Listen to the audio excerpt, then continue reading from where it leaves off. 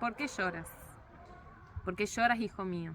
Quédate quieto, por el amor de Dios. Quieres a tu padre, hijo estimado, pero tu padre ha emigrado. Ha emigrado de mala gana a una tierra fría y lejana, porque aquí, desesperado, pasó años enteros desocupado.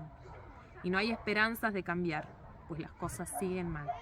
Si esta crisis no ha de terminar, otros padres también se irán. Tú no llores, dame la mano. Ruega por tu padre que se encuentre sano. A Dios ruega que de grande no conozcas ese dolor, de vivir siendo cansado, sin familia, solo, emigrado, como tu padre desesperado, años enteros desocupado. No puedo reposar, no puedo reposar, no puedo reposar, amor de mi corazón, pensando en ti en cada momento. No estés triste, prenda amada, ni arrepentida ni preocupada. Te aseguro que solo a ti te deseo, porque te amo tanto. Te amo y te amo y te amo.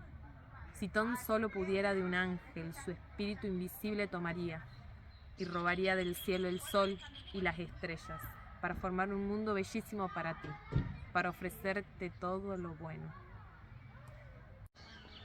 Sin padre.